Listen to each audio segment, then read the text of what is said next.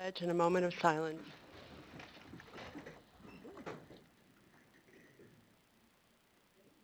I pledge allegiance to the flag of the United States of America and to the republic for which it stands, one nation, under God, indivisible, with liberty and justice for all.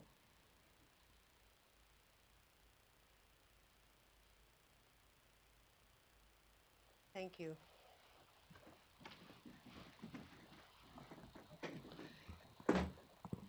You'll notice that our ranks are thin tonight. We have alderman and mayor and city manager at the National League of Cities.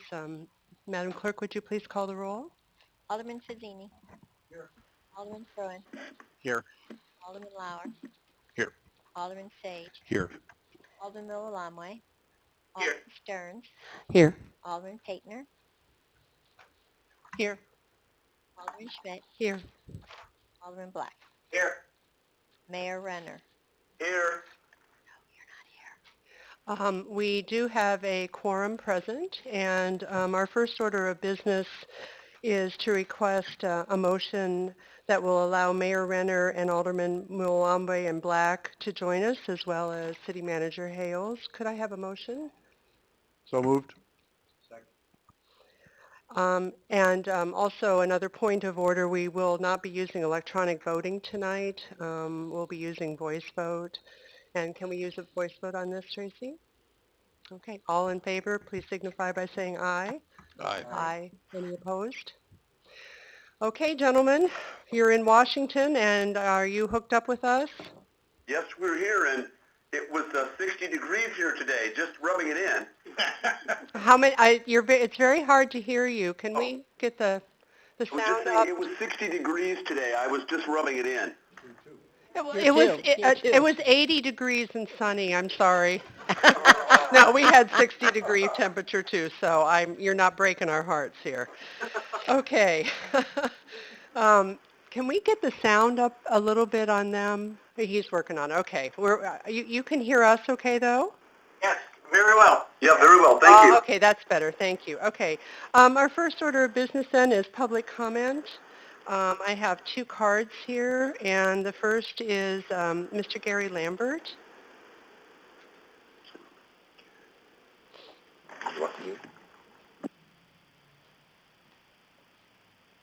And if you could state your name and address, you know the drill.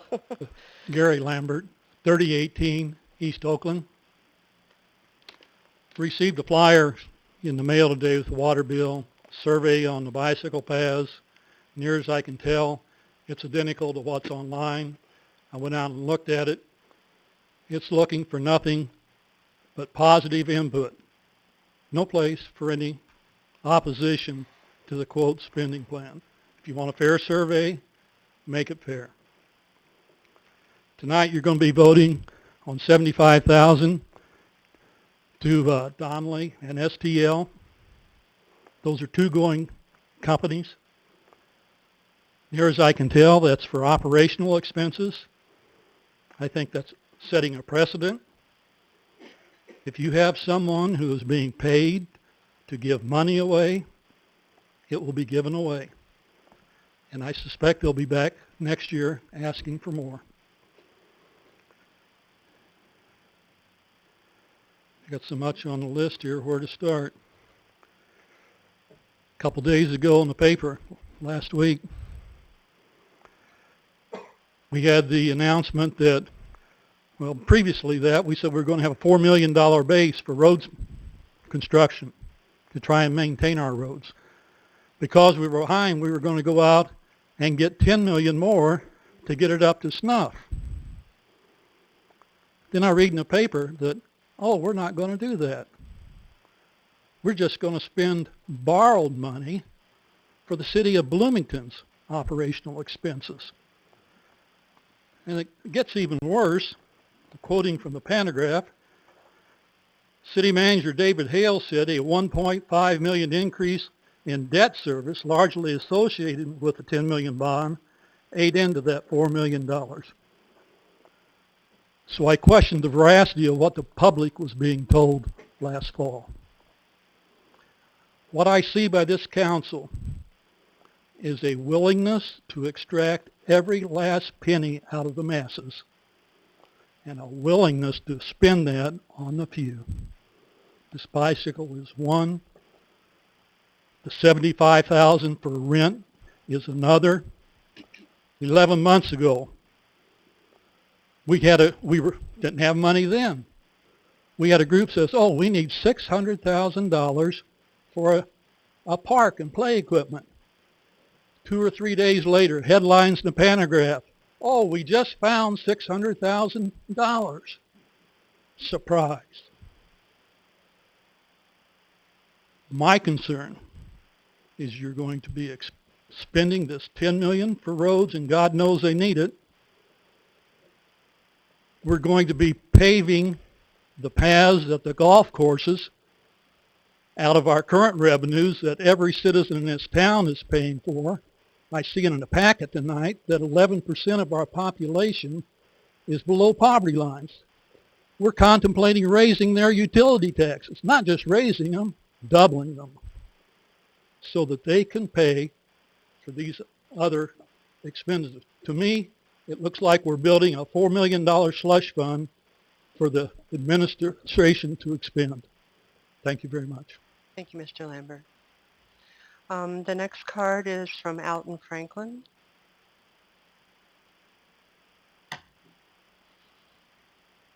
Hi, Alton. My name is Alton Franklin. I live at 508 Patterson Drive here in Bloomington. Unfortunately, Mr. Lambert, you're wrong. This isn't setting a precedent. $75,000 follows close on the heels of the $300,000 that we gave to the Ashford dealer to come in and compete with the Bloomington citizen who's been here for decades. I am getting more and more disturbed by the trend of things that I'm seeing. We have a sitting councilman who wants to change the way that our citizens are represented to their detriment, in my honest belief. We've got a mayor who is making no bones about the fact that he's going to build a war chest to find people of common vision. I don't want a damn Politburo. I want councilmen and councilwomen who address the needs of the citizens. Trends are very illuminating. When you start to see things where people are taking more control, where they're taking more money, where they're totally ignoring the fact that we have, as Mr. Lambert said, 11% of our folks living under the poverty level. There's a lot of things that we need to address. The last thing that we need to do is to start trying to play this wonderful little game of prestidigitation and misdirection. We have important items to cover. We have things that the citizens need. One of the foremost items that we need is a responsible, responsive council. Thank you. Thank you. Just for general information, we do not respond to public comment. We welcome it, but we don't respond. I'm going to move on to recognition and appointments. First up is a retirement presentation to Thomas Kent Berglund, who has been the maintenance coordinator at the fire department. Chief Kimmerling, Mr. Berglund.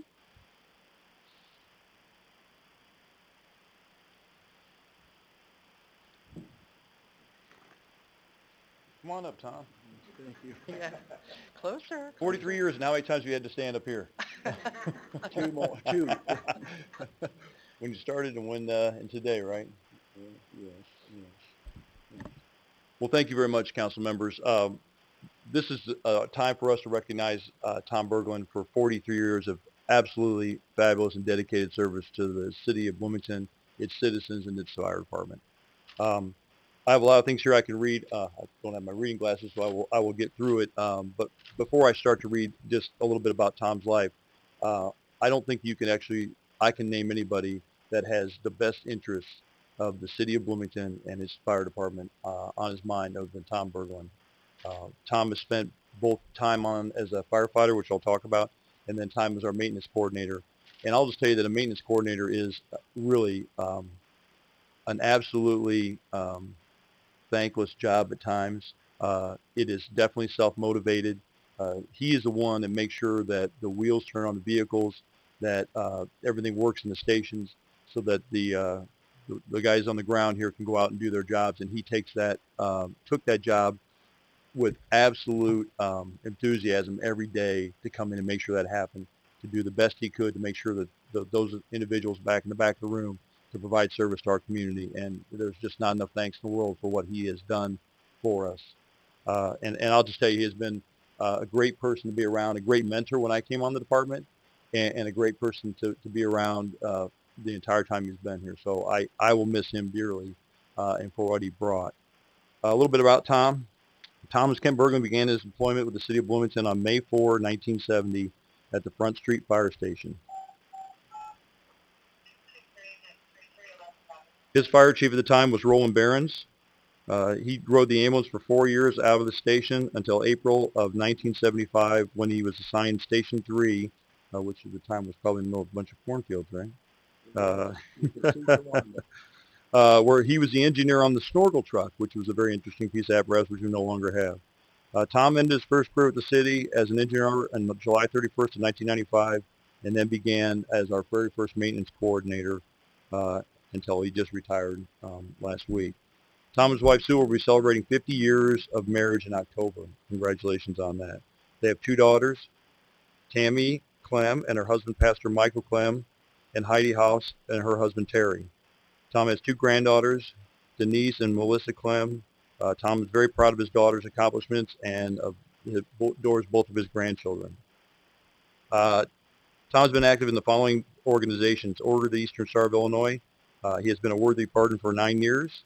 He served 5 years as the Eastern Star Nursing Home Board of Governors and ended his term as president. He has served as a grant representative in both Nebraska and District of Columbia for the Eastern Star of Illinois. And he also served as Bloomington's Municipal Credit Union Board for 13 years and was appointed as chairman of the Credit Union Committee for his last 4 years and as vice chairman of the board. So again, a very distinguished involvement with the city as an employee and also just as a good citizen through all of his other activities. So, Tom, congratulations for your 43 years.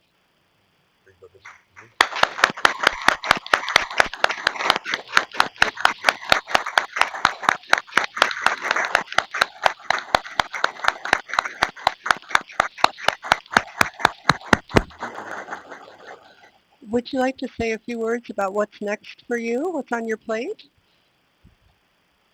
Well, I have a wife that is in Florida. We bought a home there September 30th. And with a little luck, on the 13th, I'll be there. All right. Okay. Congratulations. Thank you.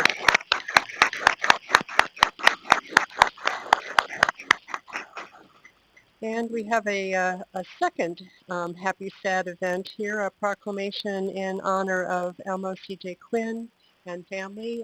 We're proclaiming March the 10th as the Elmo C.J. Quinn Family Day. I've asked my council colleague Alderman Stearns, who was really the driver behind this, to present this simply. Well, thank you very much, Madam Mayor Pro Tem. And I am truly thrilled to be able to do this because Main Street is just a little poorer and will never be the same without Quinn Shell. And I am going to read this in a minute, but I can't help but say that Bloomington has been the richer because of the station and because of Elmo and his wife Eula and their entire family. Very few of us have not been the recipient of some encouragement, a kind word, so much more than just a full tank or a window washed. And Elmo, you have no idea how you've enriched our lives, what you mean to us as a friend, a neighbor, and a citizen of Bloomington, probably the very best that personifies the hometown that I love, and I know you do too. So with that, I would like to read this. And please come forward, yeah, too. Please come forward. I'd like to read this, and then I will come forward and present it to you. So I'll just read it with my microphone here. Proclamation, Elmo C.J. Quinn and Family Day, March 10th, 2014. Whereas in 1941, twin brothers Elmo A. and Eldon Quinn began a family profession that would span more than 7 decades and leave an everlasting impression on the Bloomington community. And whereas during the time of the nation's recovery process as the result of the Great Depression, Quinn's Texaco Station opened its doors at the corner of Main and Chestnut Street, providing continuing quality service for many generations to come. The service station would later be renamed Quinn's Shell Station in 1985. And whereas during the late 1950s, the seat of service once again came to fruition when Elmo C.J. Quinn began working under the management of his father, Elmo A. Quinn, the decision would ultimately propel the young Quinn into management and ownership position after the passing of his father in 1976 and the retirement of his uncle Eldon in 1978. And whereas after serving nearly 5 generations of Bloomington residents, Elmo C.J. Quinn has announced the closing of Quinn's Shell Station, a business that will forever be remembered as a dream come true by two brothers and cultivated by their family. May they serve as an example to our community of hard work and determination. Now therefore, I, Terry Renner, on behalf of the City of Bloomington, do hereby proclaim March 10, 2014 as Elmo C.J. Quinn and Family Day.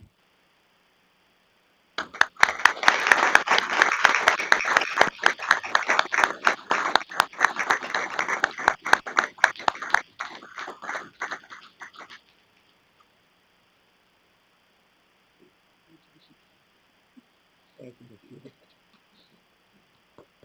Can I say something? Picture taken.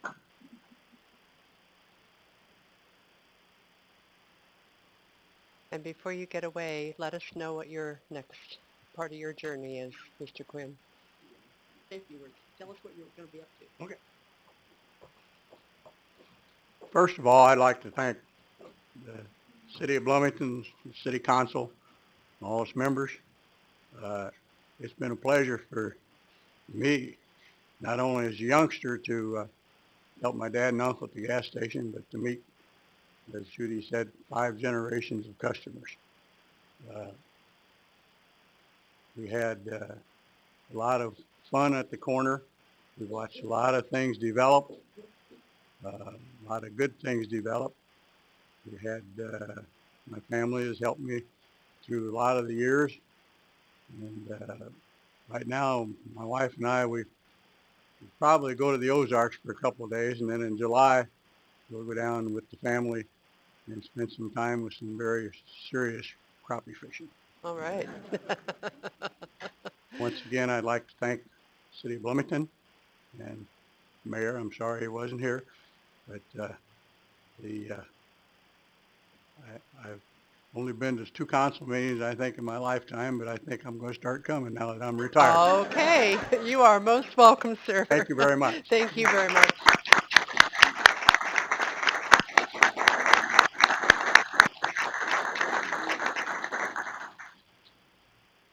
Okay. You gentlemen, we're going to miss a great deal. We're going to move on to the consent agenda. Are there any items that anyone wishes to pull from the consent agenda? Seeing none, can I have a motion and a second? So moved. Second. Okay.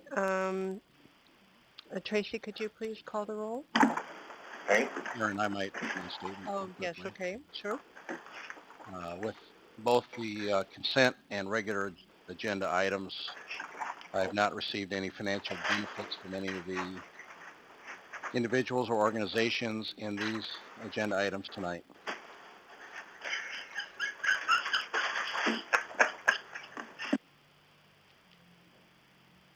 Alderman Fazzini. Yes. Alderman Fruin. Yes. Alderman Lauer. Yes. Alderman Sage. Yes. Alderman Miwalamwe. Yes. Alderman Stern. Aye. Alderman Painter. Yes. Alderman Schmidt. Yes. Alderman Black. Yes. Can you gentlemen, you're still hearing us okay? Yes. Okay. Crystal clear. Okay, thank you. Can you hear us?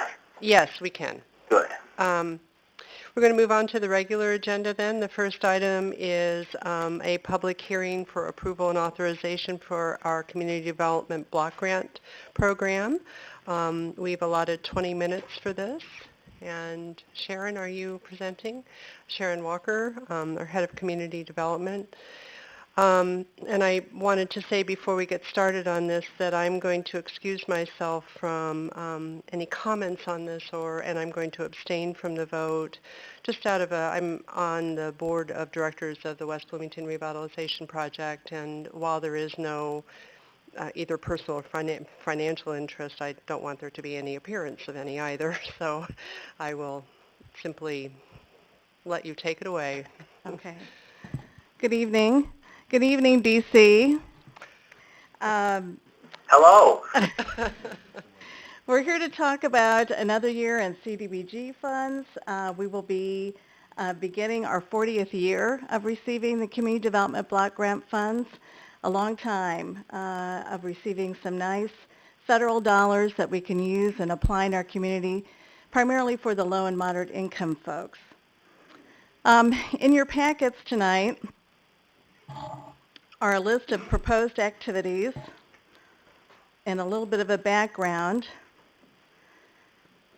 As you may recall, we prepare a consolidated plan, a 5-year consolidated plan, of which is our roadmap for all of our projects and activities for the next 5 years. And we're coming up now on the end of that time period, the 2010 through 2015 will be coming to an end. So this will be the last year of proposed projects under that plan. And we start preparing for the new one about a year and a half prior to the deadline. And so we have contracted with United Way to prepare an assessment of needs survey of the community. And they're in the process of finishing that up right now and should have a report out this summer for the next 5 years, 2015 to 2020 activities. So having said that, for those of you that may not be familiar with the Community Development Block Grant Fund, there's a variety of activities that we can choose to do with the funds. And again, it ties back to what the needs are of the community. And I have listed in the council memo some of the different eligible activities such as acquisition and disposition, public facilities and improvements, public services, housing rehab, just to name a few. And so you can see from the proposed activities that we have for next year, we have a variety, and we try and keep it at a variety to try and serve all of those in the community as much as we can, whether they be children, youth, seniors, homeowners.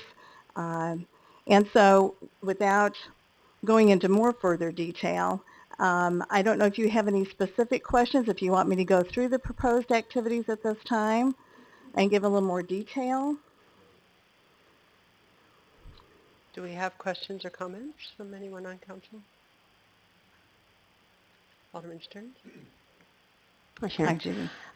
My question is about the rehab loans and about the application process and so on, because one of the things that I'm always wondering, and by the way, I'm really pleased that we've gone to loans, is it primarily loans, because then we can replenish the fund. Exactly. What my concern is, how many applications have we actually received, and how many were we able to, grant? And maybe you could take me through that a little bit. I'm curious about how many are left, how many applications are out there that, are still waiting. So, thank you. We have about 25. In fact, I just checked the tray or the hanging file folder cabinet that we have just last week, and we have about 25 that are on the waiting list. And that's fairly typical. We typically do about 25 a year, and we typically seem to always have that rotation of 25 in, 25 out. The advertising that we do is pretty much limited to either the PATH newsletter. We do publication in the Martin Luther King booklet. We're going to do an announcement in the Money Smart Week brochure. But most of our applicants are really word of mouth, and we don't aggressively advertise because of the waiting list and the limited amount of funds that we do have. So how many of those, I'm sorry, but the amount that's going to go toward that, how many applications does that represent? In the proposed activity, we're proposing that we'll probably do 10 to 15 out Okay. of that. And it Right. varies depending, a roof is going to take a little bit more, 10 to 15,000, where maybe a water service would only be 5,000. So Oh, I see. Okay. And then the remaining applicants will remain for next year? Is that right? correct. Okay. Yeah. It's first come, first served. So they stay in order that we receive them unless we have an urgent or immediate need, like a sewer backing up or no water Right. service. Thank you. Tracy, could you give me a little bit of guidance here regarding the public hearing portion of this? We open this up for comments. Public hearing means exactly that. You have to open the public hearing and see if there's anyone who wants to address the council. You can ask for a show of hands in case there's a large number. You can set a equal time limit for each. Okay. It's typical with a public hearing. If someone's saying something that you disagree with, it doesn't mean if you say they get 3 minutes, you get to cut them off. They get their And full allotted then time. following that, adoption of a resolution. Correct. Okay. Thank you. So I'll go ahead and declare the public hearing open. How many people would like to speak?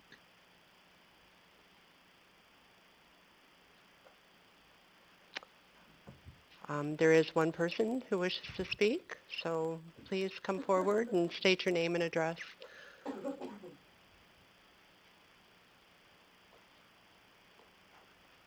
Good evening. My name is Greg Shaw. I live at 1104 North Roosevelt, Bloomington, and I'm here in my capacity as the chair of the Housing Committee of the West Bloomington Revitalization Project. Mike O'Donnell, our president, has presented you, or at least Sharon, I assume you were CC'd on that, We did.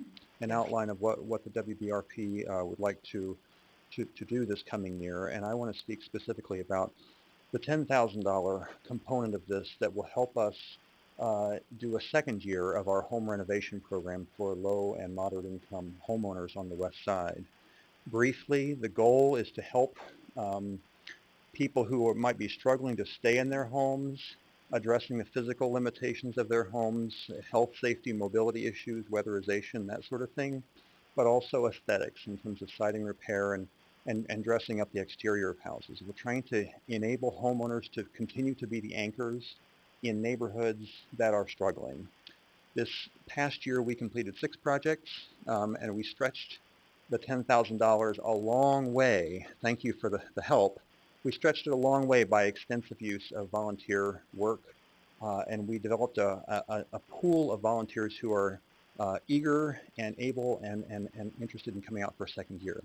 There's also a lot of self-help with this. Homeowners contribute a significant portion of the person hours required to do the work and also a portion of the funds themselves. So this is not a giveaway, this is a partnership. And we're excited about entering into a second year and on down the road with this. And I'm happy to answer any questions that you might have. And thank you very much. Okay, thanks for listening. Any other comments? I'll declare the public hearing closed then, and could I have a motion to adopt the resolution? Oh, I'm sorry. I'm Mary Campbell, and I live at 2319 Maple Road in Normal, but I'm speaking about the properties that we're working on at 612, 614, and 616 West Monroe. And I just wanted to come, I asked Sharon if I could come and just say thank you. In 2012, which would have been 2013 when we got the money, I guess, June of 2012, you gave us $10,000. And I hope there's a report in your, did they get it? Okay, if not, we can send it to you. I sent in a report. I just sort of compiled what we've done with that $10,000. It's phenomenal, and I don't think we would have been able to get started without that seed money. We've been able to, now we have the 2 houses, which we are gutting, and they will be an addition and a really nice contribution to the city of Bloomington West Side when they're finished. We got $75,000 from the following year to rehab these houses. We're using that money very carefully. We've spent a small amount of it so far on some infrastructure stuff, but we've been blessed by many contributions. For example, a large company gave us enough siding to do the entire outside of one of the houses in a beautiful, that hardy board, that really nice material. So we're taking that money, we're using it, we're investing it in this community and in the women. The report that you will see was written up, the back half of it was written up by our case manager to tell you how many women we're serving.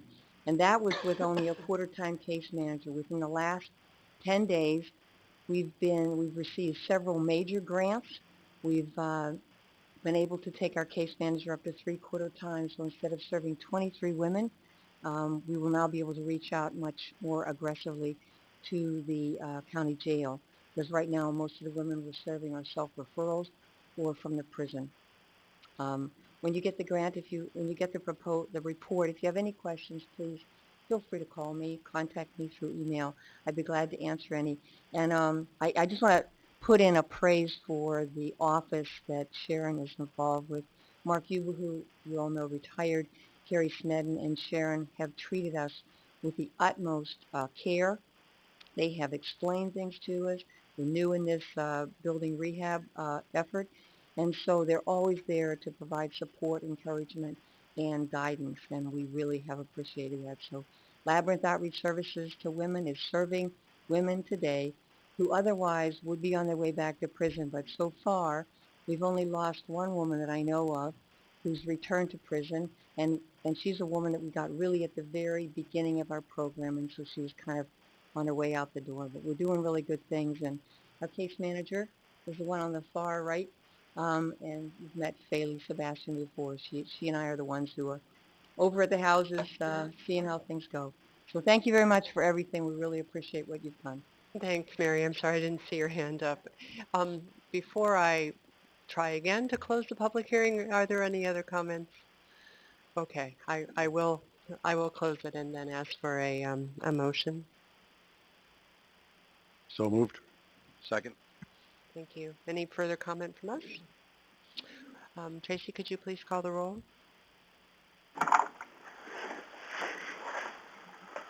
Alderman Fedini, Yes. Alderman Froen, Yes. Alderman Lauer, Yes.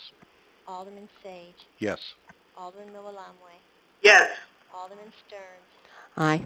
Alderman Painter, Yes. Alderman Schmidt, I'm abstaining. Alderman Black. Yes. Thank you.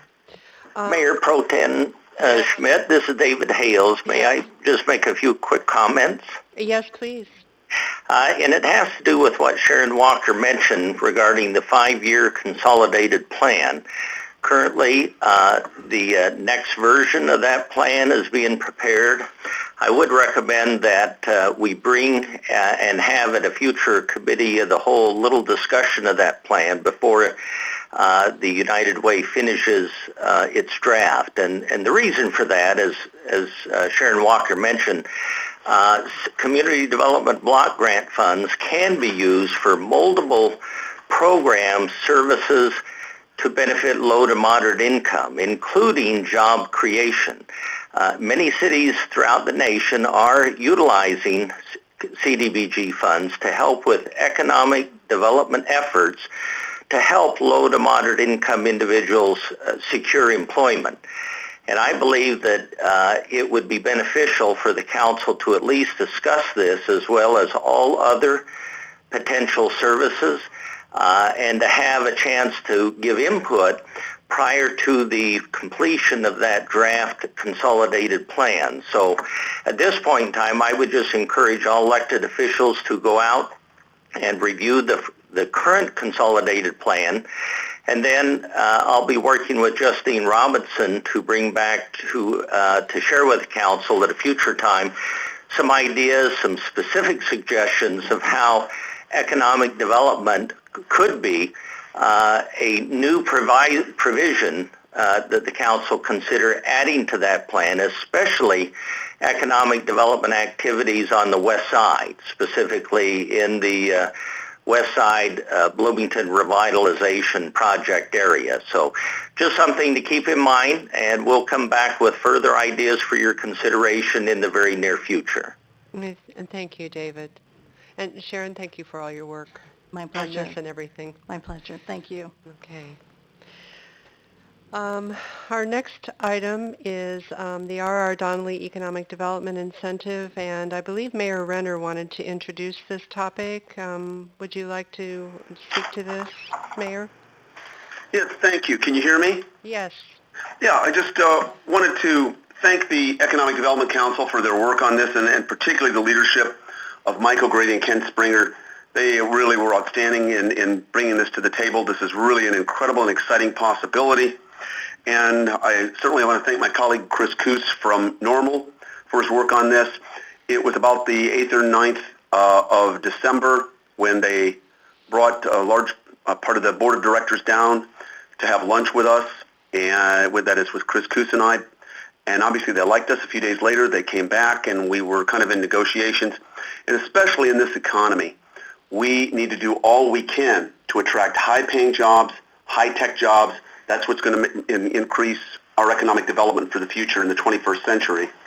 And we should make it clear, we do not provide economic incentives unless there's something extremely unusual. That is, we wouldn't do it if they're low-paying jobs, if they're minimum wage jobs, at least in our community. There are some communities, in fact, actually most communities, that do that. And so there were a couple of comments of people in the during public comments that perhaps were concerned about this. But essentially, we cannot leave our economy, our city's economy, to chance in the 21st century. This is a different economy. The nature of economic incentives need to be surgical. They need to be clear. And I'm really excited about this. The possibility of this going from 50 to 200 or 250 jobs and more is really exciting. It's also the case that capital attracts capital. And if we get this kind of investment, this is something that other companies are going to notice. NerdistWallet.com already has listed us. You know, it's one of the hot economies to watch the top 10. All the others are in places that are much warmer than we are, of course. And so I think this is a really exciting possibility for the beginning of a domino effect. Or even if it just winds up with these jobs, this is certainly a good investment. And I would certainly urge the City Council and our community to get behind this exciting possibility. Thank you. Okay, thank you, Mayor. We have 15 minutes allotted for this conversation, and before we have council questions and comments, could I get a motion to get this on the floor? I'd make the motion we accept the recommendation as presented. Second. Second from Alderman Fruin. Thank you. Who would like to speak to this? And Mboka and Scott, and if you want to speak, just not sure how you're going to signal that, but I guess just jump in. I can do that. Okay, so Alderman Lauer wishes to speak, and Alderman Black, are you wanting to speak as well? Not at this time. Pardon? Not at this time. Okay, thank you. Perhaps later. All right, Alderman Lauer? Well, I guess I'm the old stick in the mud here. I've got a problem, obviously, with spending public money on a grant when we're facing the kind of economic budget crisis that we are facing here in the next 2 months.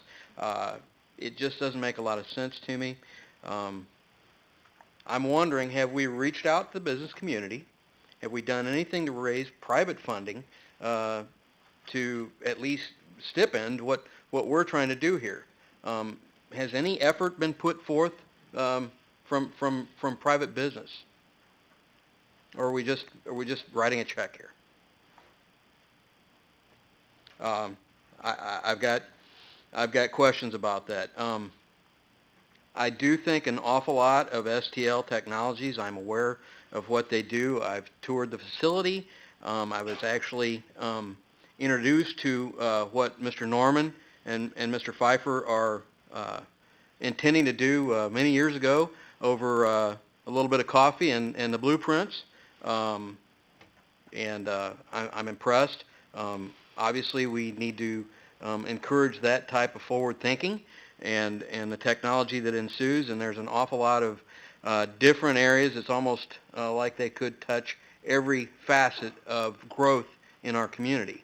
And so they've got a very technologically advanced entity, and The problem that I've got is why are we spending public money to absorb that risk? Just to try to, and it's great that we could maybe attract that business, but I've just got a problem with that when we've got as the unemployment that we've got. We're faced with people that really can't afford additional taxation, and we're asking for that now. And obviously, I'm not on board with any additional taxation because people just can't afford it. We've got an awful lot of folks in our community that are at the bitter end here, and are we going to push them over the edge? And with programs like this, it just makes me wonder. Certainly, we have a lot of things that we're subsidizing.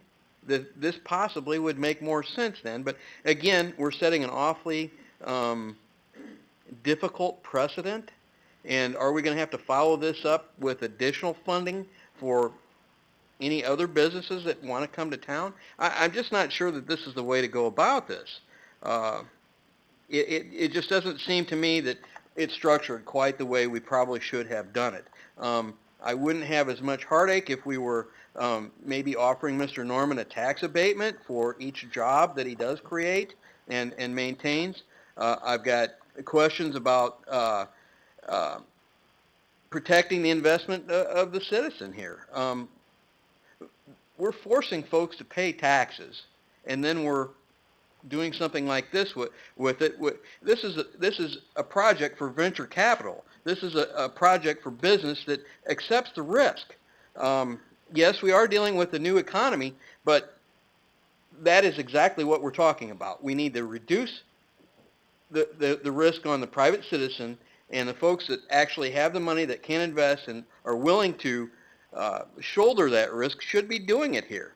R.R. Donnelley is a very prestigious company. They've got a lot of money, and it's nice to be able to attract them. But on the other hand, at what cost? I'm just not sure that we're doing it properly. Okay, thank you. I've just got a couple additional questions. Have we done anything to guarantee that these are permanent positions? Or do we know that they're going to be positions that these folks are actually going to be living in our community and actually going to be paying sales taxes? Or are they going to commute in from Pontiac, Illinois, or Peoria, or Decatur, or... We have Justine Robinson here, our Economic Development Coordinator, if you could speak to some of his concerns. Thank you, Mayor Pro Tem. And I'd actually like to call up Ken Springer, if I may, Vice President from the Economic Development Council. He was the one that structured the deal directly with R.R. Donnelley. I think he can offer the specifics that you're looking for. Ken? Thank you very much, Justine. There's a lot of questions. Where would you like me to start? You tell me. This is, I think we're dealing with something that's unprecedented here in the city of Bloomington. I'll start at the conceptual level. The proposal that the EDC is very pleased to be bringing forth before this council is an opportunity for this community to do things that are very, very important. One is bring a brand new company to this community. Number two is to bring new jobs to this community. As elected officials, I'm sure you get calls and emails from residents all the time saying, where are the jobs? What are you doing to help the economy? Economic development as a practice is really the answer to that question. And the type of economic development that this project represents, which we call business recruitment, is something that has been communicated as a high-level priority by our community to the Economic Development Council, particularly from our representatives from the city of Bloomington, have been very strong in supporting this idea of business recruitment. And so at a conceptual level, that's why we're here. We're here because we want to grow this economy. We want to provide new opportunities for our residents. In regards to your question about incentives, I sense that you don't like incentives. And the fact of the matter is I don't think anybody likes incentives, industry-wide, nationwide, but they are the tools which economic development recruitment are built around. It's akin to building a house. You need a hammer to do so. And so any community around the country, those communities which we are now competing against in this economy, we're competing against them for companies, we're competing against all these other communities for jobs. everybody is at this and everybody uses economic development incentives in order to make deals happen. And I would be very challenged to find any community out there that is engaged in business attraction that is not offering some type of incentive. And so you are correct. This is a new type of project. This is more of a flexible incentive that we would typically propose. But at the same time, it's a new economy, and we as an economic development organization are branching out into new areas of economic development programming. Okay, can you fill me in a little bit further here? Are there any guarantees that we're going to get these jobs, that these folks are going to be living in our community and paying the sales taxes? I know it's probably slim chance in the next 5 years that any of these folks are going to actually buy a home here and become an actual permanent resident. But are we setting a precedent here? What are we doing to look at hiring? Have we even had a statement that we're going to try to hire from within Bloomington Normal when we do this? No, and typically you won't see that in economic development deals. Companies in the private sector, in a large part, don't want government entities or quasi-government entities like the Economic Development Council telling them who they can hire and who they can't hire. Really, we leave that decision up to the company. The way we look at it, this project would put over $2.5 million of new payroll in this community. Now, if somebody's going to commute in from Pontiac, I can't control that, nor do I want to have any control over that. But the fact of the matter is that employee, even if they are commuting into the community, they're probably going to buy lunch here. They may shop here. They may, stop at Eastland Mall on their way home. There's going to be capture from that revenue. And in fact, if you look at any of the companies that are already present in our economy, there's a high degree of commuter activity to begin with. I mean, State Farm, a number of people from State Farm that work at State Farm come in from outside of the county every day. So that's not something that we would typically control, nor would we seek to put that language into an agreement. Well, I understand that, but again, this is unprecedented. We're using the people's money here to incentivize, okay? And so if I was a businessman looking at this risk, I'd want some guarantees that I was going to have some payback here. No. And I understand that you think that there will be, but I don't think there's any guarantee that these folks aren't going to come and go and not spend a dime here. Well, that may be a difference of opinion. I mean, the way the agreement is structured, R.R. Donnelly has certain performance expectations. Those performance expectations are to create 50 jobs within 24 months. There's a average wage threshold for those jobs that we set at $50,000. So that's why when I say we're going to have $2.5 million of payroll, that's the floor. That is the minimum amount that we will get out of this project. The language of the agreement states that if R.R. Donnelly were to leave the community within the first 12 months, the balance of the incentive would be withheld. But in general, this is a more risky economic development deal than you would see with a property tax abatement or you would see with a subsidized loan product. But that's the nature of the business. That's the nature of doing business attraction. These jobs could go anywhere. These jobs could go anywhere in the country. And in fact, the original scope of this project was designed as a distributed project to pepper these jobs in a number of different locations around the country. It was only through the hard work, mainly of STL and with the EDC in tow, that we convinced R.R. Donnelly to conceive of this project as something other than a distributed project, and not only to get them to conceive of putting it in one location, but bringing that location to Bloomington Normal. And so, yeah, you're absolutely right. There's more risk built into this incentive, but that is the nature of doing business recruitment. We're getting close on to our 15 minutes. Who else would like to speak? Judy, I think you had your light on.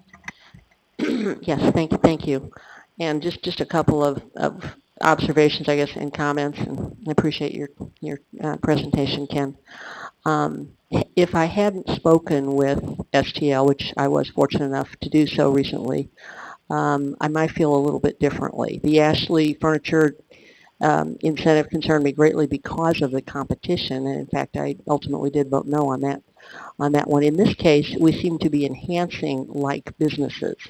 There seems to be almost a synergy between STL, obviously there is, and I even spoke with another like business, and even they were very enthusiastic about changing, I think, little bit maybe the reputation of the community as, really a place to go for this kind of thing.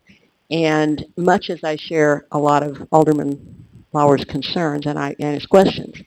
And I'm glad that he's raising them because I think they're very important. This is, to me, ultimately jobs. And yes, I do get those emails, and yes, I do get those phone calls. Bloomington is in a very precarious point in time, as we all know, with our major employer, and there's just simply a lot of unknowns there. We need, at this point in our history, we need maybe more than ever to make sure that we can keep moving forward with jobs, jobs, jobs. And with that in mind, I am going to support this. Now, I agree, we are setting precedent. And that seems to be a little bit of the reality of 2014. In our state has created so many disincentives. Maybe other states, maybe Florida, Georgia, states that our major employer is looking at, maybe they don't have to do that. But Illinois has created so many disincentives. We have so much out-migration here that I guess we do have to come up with something, and we have, and we will. We can just look at ADM, Chicago Mercantile Exchange, major employers, Boeing, down the line, and yes, they do have their hands out. How we do it, when we do it, for whom we do it, remains to be seen. But yes, indeed, we are setting precedent. And I just want to take a slight issue with Mayor Renner's comments, respect him as I do. I believe we need to look any company that comes to Bloomington Normal, we're going to have to look and think about what they want, what they need on the table, and what they put in front of us. I don't think we can just be arbitrary and decide that high tech is sexy and high tech is glitzy. So we're gonna welcome them. Employers are employers, jobs are jobs, and I think this is the wave of this is the reality of Illinois in 2014, and it's also it's an extremely small amount. So not something, as you said, that maybe any of us like, but certainly welcome, are not only thrilled that the other light companies are welcoming them. And with that, I do intend to support this. Thank you. Alderman Sage. Three quick things. First of all, Ken, my thanks to the EDC for your work on this. And I likewise will be supporting this. And I can't underestimate the partnership that I've come to appreciate the EDC with over these past few years. You did allude to this. I think it's worth repeating again. These are graduated payments, if you will. So we have some control over the grant, if you will. And so I appreciate that minor safeguard that goes in. For me too, this is consistent with some other things that have happened here the last few years within the city. I mean, we were named one of the top technology cities in the country recently. A few years ago, most, but not all the folks on this council voted for the Central Illinois Regional Broadband Network, which created that technology ring that seeds companies like this, makes it even more attractive for them to come here. And so, I see the EDC and the city of Bloomington kind of building on some of those foundations that have been previously put in place. So again, my thanks to the EDC for your work on our behalf. Thank you. Thank you. Okay. Thank you very much, Ken. I think we're ready for a vote. Alderman Pizzini. Yes. Alderman Froen. Yes. Lauer. Yes. Alderman Sage. Yes. Alderman Walamwe. Yes. Alderman Stearns. Aye. Alderman Painter. Yes. Alderman Schmidt. Yes. Alderman Black. Yes. Okay, thank you very much. Our next item is a professional engineering services agreement for the design of Fox Creek Road Bridge and road improvements. We have 15 minutes allotted for this. Deputy City Manager Atkins, did you want to introduce this for us? Mayor Pro Temp Smith, Kevin Coffey, the city's engineer, Okay. will Kevin? be coming up to entertain any questions or comments you all may have regarding this. Okay. Right. Let's go ahead first then and get this on the floor with motion. Yeah, I will move that item 8C, the professional engineering services agreement, be approved as presented. Okay. I'd like to second. Second by Alderman Lauer. Thank you very much. Do we have questions for Mr. Cothey? I guess we're going to let you off easy tonight. Yes. Okay. All right. I guess nothing. We'll go ahead and vote. Alderman Fazzini, Yes. Alderman Sands, Yes. Alderman Lauer, Yes. Alderman Sage, Yes. Alderman Milamwe, Yes. Alderman Stearns, Aye. Alderman Painter, Yes. Alderman Schmidt, Yes. Alderman Black. Yes. Okay. Um, And then our final item is text amendments to Chapter 21 for refuse. And this was the object of a public comment, I think, at our last committee of a whole meeting. Barb, did you want to introduce this with any further comments? Yes, thank you. As you all know, you all have had a lot of conversation regarding the city's new garbage rollout. We did officially start on Monday.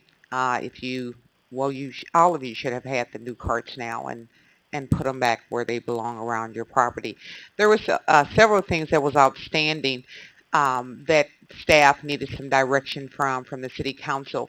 You all asked us to go back to do some additional legwork, listen to our residents, landlords, etc. Tonight, what we have before you are three of those outstanding items. You all had received questions on cart sharing. That was not something that staff had put in place. We are recommending tonight that we be allowed to do that. We see positives in that. Negatives certainly don't outweigh the positive that we see in the cart sharing, especially with our older apartment complexes that just do not have a lot of storage space for each resident to have a cart. The other was you all had some questions about allowing all units, large units, into the program. And we went back and forth, and you all gave us direction to go back and look at some things again. So that second item was to recommend that the city under its program not pick up units, buildings that have 4 units or more. We do have tonight in the audience the superintendent of solid waste, Robbie Henson, and if you have any additional questions on his, because this is his expertise in his division, he does run the garbage and solid waste for the cities. Actually, Barb, I do believe the ordinance is for greater than 6 units. Greater than 6, Correct. and I apologize. Thank you. So before we've been given a number of options, but the way that the ordinance is written is to allow for cart sharing for each unit to continue to pay $16 a month, and for this to be for 6 and fewer units. That is correct. Right. So do we have a motion to approve that? Do we need further conversation? I'll make the motion to approve I'll second. as written. A second. Okay, so we have a motion and a second, and then questions for Rob or for Barb or Alderman Lauer? Alderman Stearns? Thank you.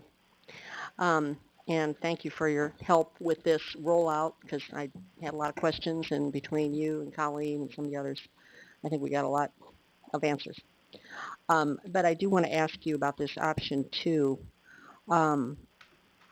Okay, this is the one recommended by staff where cart sharing is allowed.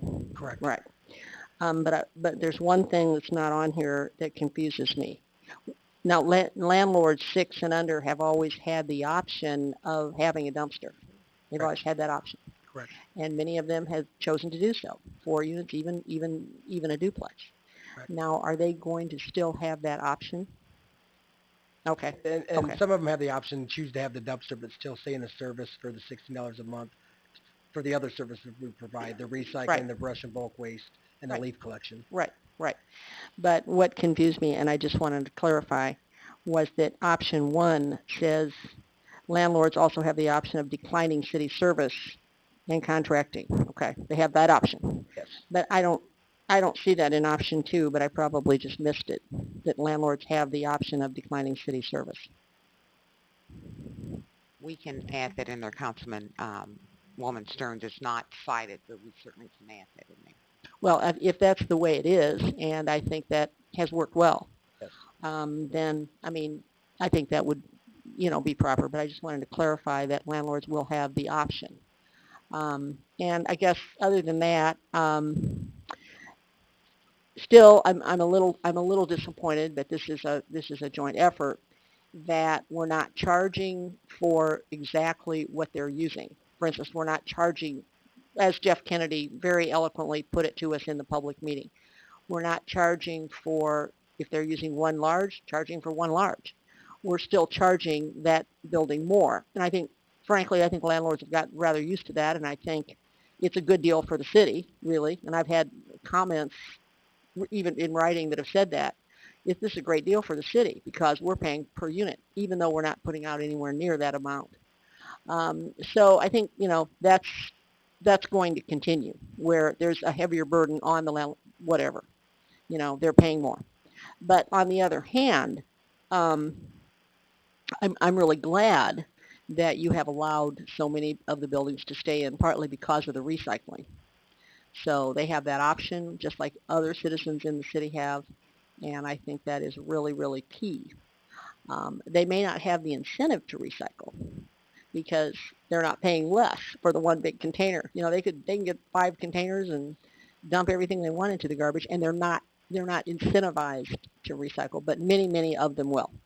And I think that's a great thing. What is our diversion rate now? Could you just comment on how much it's improved? We jumped in recycling over the last year, over 100 tons per month of recycling since we went to the automated Jumped system. that much? Yes. Wow. And that is absolutely great. And part of that, I think, is because people are becoming more savvy about recycling being free.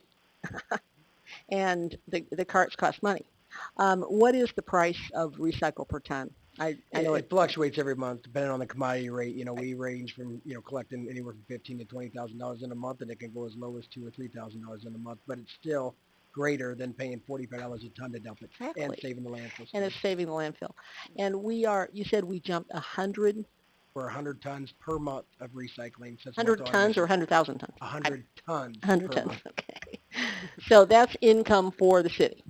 And as you said, it should be, right? And that seems to me to be a step in a very good direction. Yeah. Thank you, Rob. And the other big thing is just to remember too, this is strictly voluntary. Any of these units, it's the landlord or property manager's right, not the individual residents. It has to be the whole complex. Right. Thank you.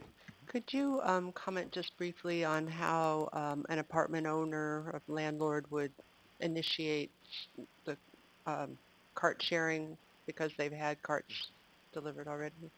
I'll pass these out to you as well. Just as a sample what the cart registration form would look like, the request form would look like. They would call the public service office. They would contact either George, my assistant, or myself. We would send them the request form. Once we got it back in writing, we would do the swap out, which there would be no charge at that because they're going to the smaller carts, which is the third part of the ordinance. It's in here about having a $30 swap out fee for if you go from a smaller cart to the larger cart. But then we would get the cart swapped out for them, pick the old carts up, and give notice to the property owner, that it was approved and when we would be doing it. Alderman Pizzini? Yeah, Alderman Lauer, I think you and I probably have to revisit the motion and add what Alderman Stearns had in the form of the landlords being the option of declining city services and contracting. I'm certainly willing to change my second. Okay. I guess I'm going to have to read that. The last sentence in option 2 Okay. would be the last sentence in option 1, and it would get carried down to option 2. Oh, I see. Okay, so changing option 2, the last sentence, we need to strike, each unit will be charged. No, leave that. Just add the last sentence from option 1. Oh, you're just going to add that? Okay, I That's see what all. you're doing. Okay, so we're just going to add option 2. Landlords also have the option of declining city service and contracting for solid waste services. Right. Right. Okay. Right. If you're willing to change, I'm willing to second the Yeah, change. okay. Thank you. Thank you. Barb? Councilman, I just want to bring to your attention, Assistant Corporation Counsel George Boyle has said that you're going to need a motion and a second for your amendment. Essentially, you're just kind of doing it. What you need to do now is make a motion to amend the motion to add that. Okay, I'll make the motion to amend it. I'll second the motion Okay, to amend it. And Okay, right? and so do we Now need we to vote vote. on that then? I think we need to, Okay,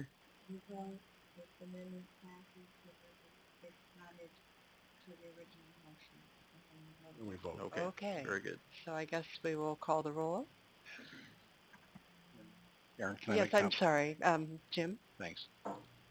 I'm going to be a lone dissenting vote on this, I think, and it's more of the principle of the matter. So maybe just a quick couple comments on why I'm doing so. I'd like to be supportive of this, but at least I should explain what I'm doing. And I think this ties back to my lone dissenting voice on the garbage fee structure. But I really feel this type of action is moving away and moving in an opposite direction from our strategic planning discussions we've had on garbage. And that was a focus on financial management and improved operational efficiency. And I think when we are adding these administrative issues, we're adding a burden, added work, and added cost to our staff. And I think secondly, I think we're also adding or opening up the door to other residents who feel like they should be deserving of some other different type of handling approach. And I think the example that staff has cited here is the condominiums. And I think as an example that would illustrate this is that you can have two identical housing structures, one's apartments and one's condominiums, and we're treating them differently based on whether it's a common ownership. So I just think it's a slippery slope when we start allowing exceptions or administrative handling like this. And I think for garbage to be effective in the future and to be managed as financially sound as we can and to take away the administrative burden that's on the staff, I just think we need to keep this as simple as possible. And with that said, I very clearly understand that we're trying to help out the congestion of the carts on the streets, et cetera. I fully understand that. I think there's other ways to go about this, but probably enough said, but I just feel in principle we're moving away from our strategic planning. Thank you. Thank you, Jim. Karen, just a quick, Yes. just to say, and Jim, I respect what you're saying, and what I heard the last time from public service when we talked about this, and so I don't have any reason to believe that that's not the case. I was reminded of again, something that Kevin is inclined to do from time to time, and that is to say, let's revisit this Right. in That's maybe 6 months. Yeah. And tweak and adjust. And I certainly heard a willingness from public service to do that. So maybe one of the takeaways is maybe start thinking about, in September, maybe coming back and let's see if there's some ways that we can adjust this and maybe still address some of those open issues or questions. And again, that's again, kind of an action item I think, Kevin, you've mentioned from time to time on a few different things. So that might be helpful. Thank you for bringing that up. Yeah. Okay, so first a vote on the amendment. Alderman Fazzini. Yes. Alderman, No. Alderman Lauer. Yes. Alderman Sage. Yes. Alderman Lamway. Yes. Alderman Stern. Aye. Alderman Painter. Yes. Alderman Schmidt. Yes. Alderman Black. Yes. Okay, and then we will move to a vote on the motion itself. I'm sorry, I can't. Your amendment is actually added to the main motion. Okay, right. Okay. Do we need to reread the motion? Do any of us need that to be done? No, I think we're probably You good. got it? Alderman Fazzini. Yes. Alderman Fruin. No. Alderman Lauer. Yes. Alderman Sage. Yes. Alderman Lamway. Yes. Alderman Stearns. Aye. Alderman Painter. Yes. Alderman Schmidt. Yes. Alderman Black. Yes. Okay, thank you. Well, that brings us to the end of our meeting. Barb or David, any discussion from the city manager's office? David, do you have anything you want to say?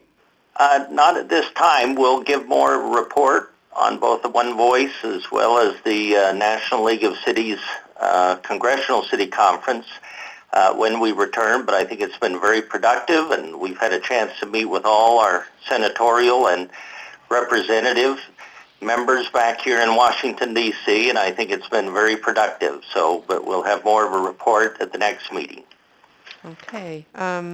Mayor Renner? Thank you. Actually, I don't have too much to say other than I want to thank Alderwoman Stearns for joining us on the One Voice trip.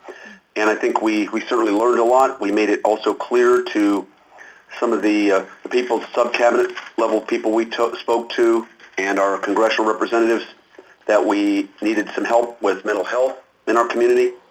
And I think, again, we will talk more about the One Voice when we return. And I want to thank Alderwoman Stearns, not Alderwoman Stearns, Alderwoman Schmidt for filling in this evening, and I very much appreciate all your help. Well, there's a gavel waiting here with your name on it, so I'll be more than happy to have you back. Thank you all so much. I very much appreciate it. All right. Well, have safe travels, all four of you. And Alderman? Dave? Just a point of clarification, and Barb, you may remember this. I know Justine will. And so if it's Justine, just a wave from the back will be sufficient.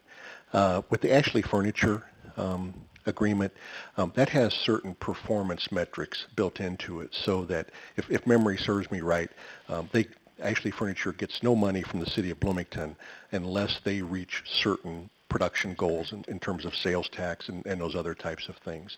And so that's almost, again, perhaps a little bit more of a guarantee that I think Kevin may have been talking about related to the earlier item.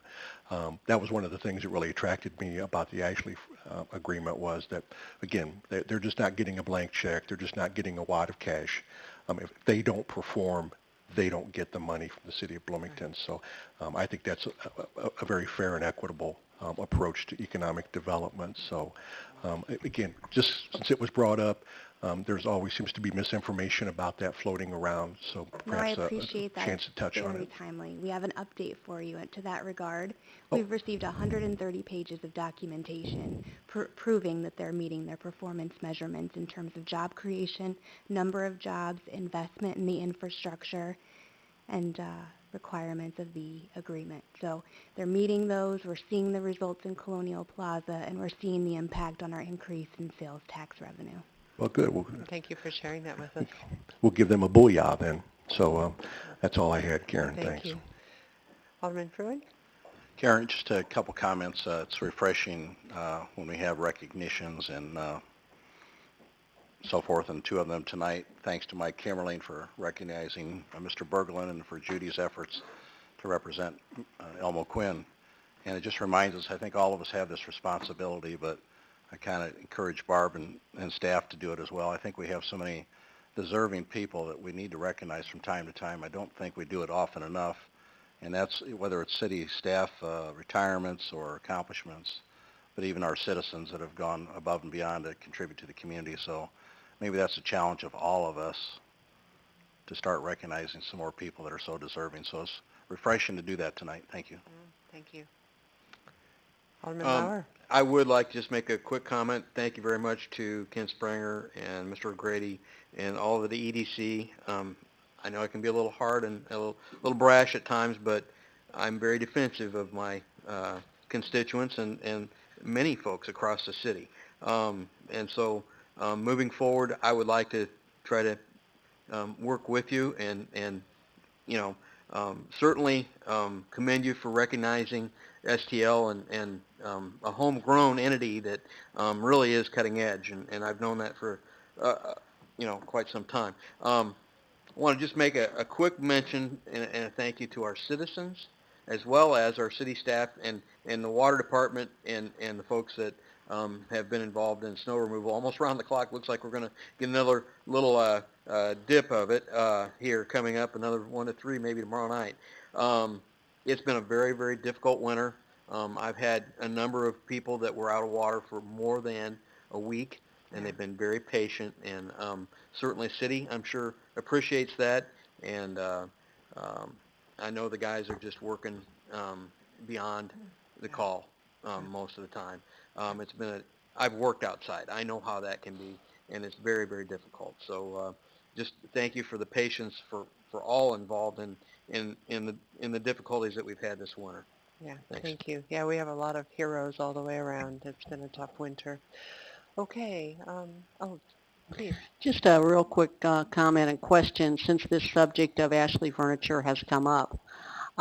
Again, I think this is a situation of synergy with existing what could be competitors, and I think that's important. In the Ashley situation, Justine, if you're still here, I don't see you, maybe you are. I believe, if I'm not mistaken, that some of the competitors came forward and you were able to work with them on some things. Correct me if I'm wrong. Accurate. We used the Buxton Scout program first and foremost to verify that there was leakage in that specific category within the Right. market. We identified a $6 million gap in sales that could be captured in Bloomington that was leaving Bloomington normal. And then we certainly extended and met with furniture companies who came forth. We worked with them on potential projects that they might have or might have in the future, Right. and certainly extended offers for similar conversations. Right. And I was glad to see subsequent to that grant, whatever we want to call it, I think it was around tax abatement. Yeah. But subsequent to that, I know that you did work with some of those other folks that understandably had some concerns. And that is the environment I think that we're in now. So it's a bit of a come one, come all. You know, I'm all about fairness, and I think we are in a different world. Of course, that doesn't mean that I would always support every abatement or every incentive. They're all one by one. But anyway, I do appreciate that fairness and that subsequent action, after that situation happened. Thank you. Absolutely, thank you. And myself and the EDC team will meet with anyone who would like to have a conversation. So glad to help. Again, very much. All right. Well, with that, is there a motion to adjourn? Oh, I'm sorry. Okay. I'll make the motion to adjourn. Well, you could say something if you'd like. Okay. Okay. All in favor? Aye. Any opposed? Thank you. Sorry, Rob, I didn't see your light.